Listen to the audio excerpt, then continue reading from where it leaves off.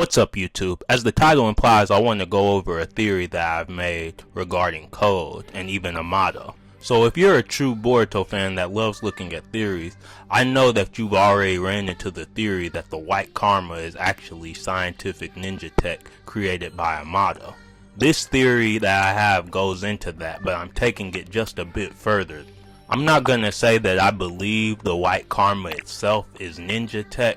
However, I do believe Amado is controlling code from behind the scenes while unbeknownst to everyone.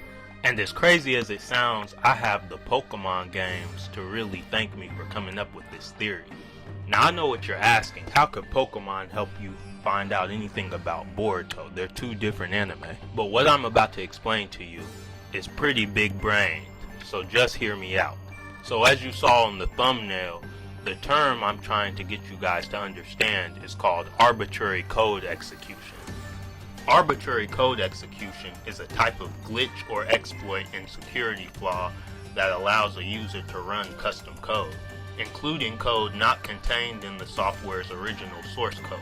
So I say this pertains to code in particular because code receiving a karma seal and not dying but gaining the white karma seal sounds a lot like a glitch in a computer or in a game you would find. So I believe if the white karma seal is truly a glitch, it has allowed Amado to run his own custom code onto code himself. We've also heard the term glitch used in the Boruto series before, as Momoshiki stated that there was a glitch in the karma due to Momoshiki and Boruto's thoughts crossing over. So back to ACE, computers can't differentiate between valid inputs like a password and commands like a code. If you tap the proper sequence of numbers and letters, and the computer is built to accept them, you can transform almost any entry into an attack. Basically, a hacker could trigger a problem that already exists, modify the information within said program, load different code, or install a different problem to run later.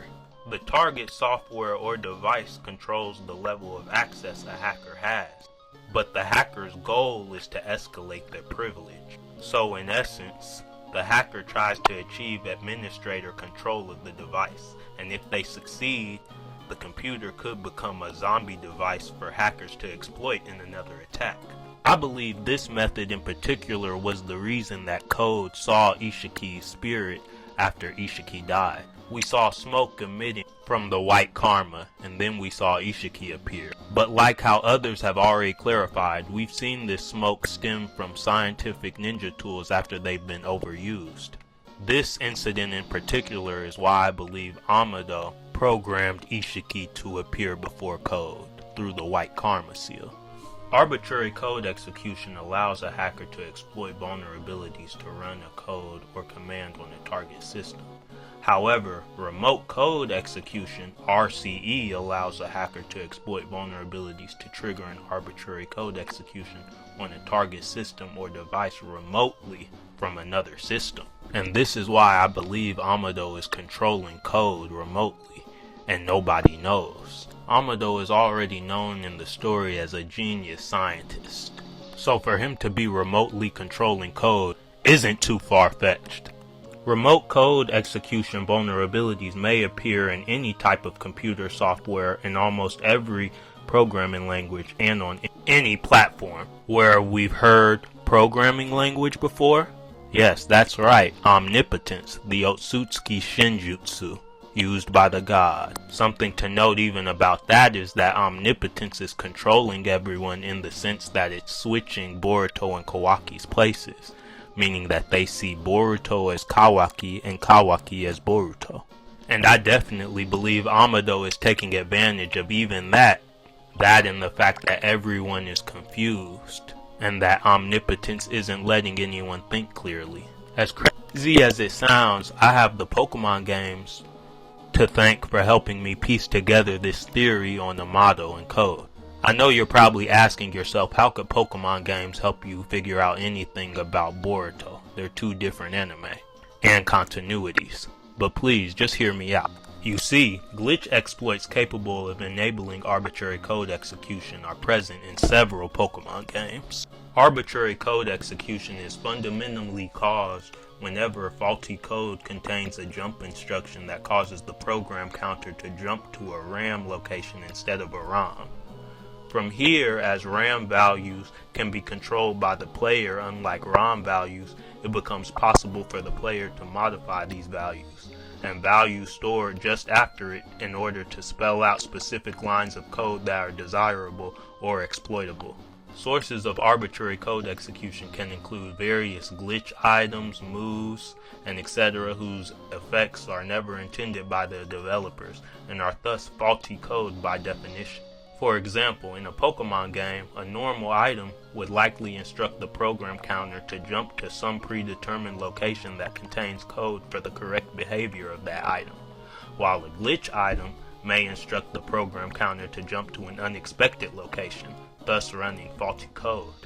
Back to Boruto for a second. I believe Amado is controlling code using this method. However, I also believe down the line we'll learn of a Shinjutsu that allows manipulation on this level, with no one being aware. So as we've gone over so far, arbitrary code execution literally enables the player or controller to do anything the console's hardware is capable of. It has enormous potential and can be thought of jailbreaking the console. Extremely elaborate setups have also been performed and documented where players have coded new graphics, music, or even entire new games onto the platform. In the Generation 1 Pokemon games, using the glitch item 8F causes the program counter to jump to the RAM location that stores the number of Pokemon in the player's party. This value, as well as values stored just after it, such as contents of the player's party and in their bag, is particularly easy to modify right off the bat, and as such, this may be considered one of the easiest arbitrary code execution setups to perform once the item has been obtained. To have maximum control over the values in the memory corresponding to the bag, heavy use of the item duplication glitch is common in these games, but we're not going to go that much into it. Additionally, in Pokemon Yellow, a separate arbitrary code execution method exists exclusive to Pokemon Yellow, which can be started in any event that causes the player following Pikachu to stand off screen, such as the Singing Jigglypuff in Pewter City's Pokemon Center, the Clefairy and the Pokemon Fan Club, or a number of glitch cities. Walking while Pikachu is off screen will in fact slowly cause memory corrupt to the current map and nearby areas in memory, such as the current save file's gameplay timer, as well as Pikachu's happiness value. As the game runs buggy code that attempts to keep track of Pikachu's off-screen position, it is possible to walk around in specific patterns to eventually create arbitrary code execution setup by corrupting the map to place an invalid signpost on the map whose routine points to RAM rather than ROM. It's a very complex method to understand, but I believe that in the end of things, Amado is using this method just because Kishimoto likes to make things difficult in the series. Remember when we had to learn about Itachi's Izanami, or more recently, how the Rasengan Uzuhiko was formed and the steps behind it. While it's fun to learn concepts like these, I enjoy the fact that they're slightly difficult to understand, which makes it even more of a better read. I also want to point out that everyone in Kara has computer-related names, giving this theory a little bit of merit.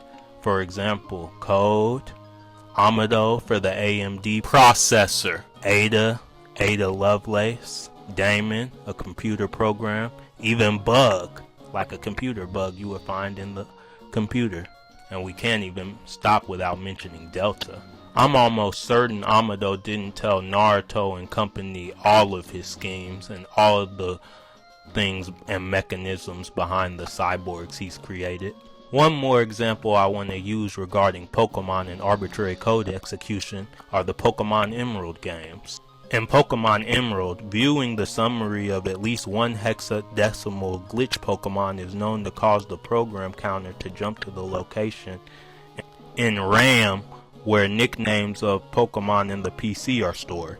The only currently known method to obtain this glitch Pokemon is through glitzer popping, a sub glitch of the Pomeg Berry glitch.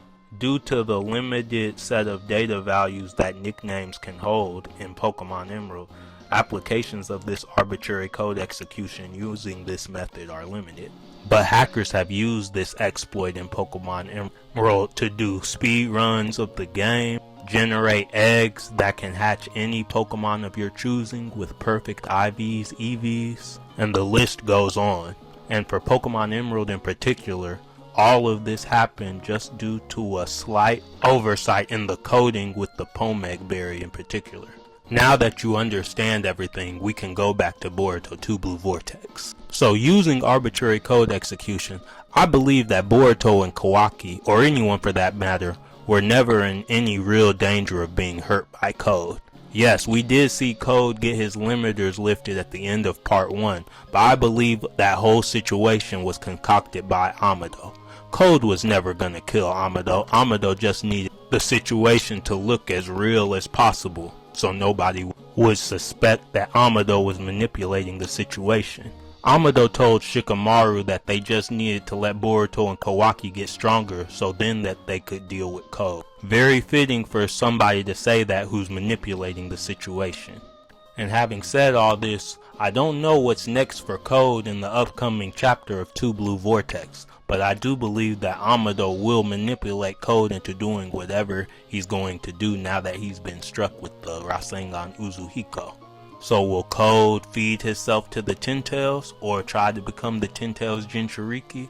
Who knows, but I do know that Amado is probably going to program Code's next move from within the shadows. Something else I want to add is that I want you to remember Amado has ninja tech himself. Code could only get his limiters lifted with Amado's eyes, because Amado outfitted his eyes with ninja tech, at least. So I don't think it's out of the realm of possibility that Amado is manipulating Code in the shadows. Amado has or was in the possession of Shibai's remains. So what if Amado has some of Shibai's DNA himself, and has access to a Shinjutsu that we haven't heard about as of yet? And even Ada and Damon aren't even aware. But I've pieced together this theory due to the fact that Code is a defective cyborg.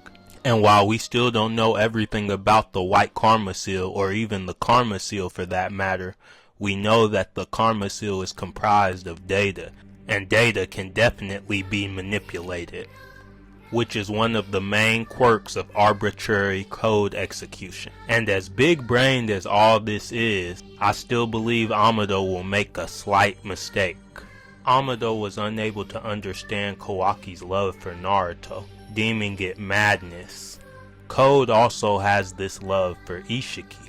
What I'm saying is that Amado is playing with fire, because I doubt Amado understands Code's love for Ishiki. And though I believe Amado has been controlling Code, I believe Ishiki, or Jigen rather, in any case, put their own command into Code to go off at a certain point.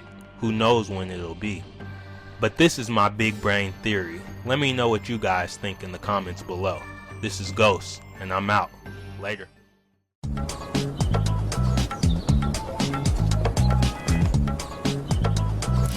俺は忍びだ。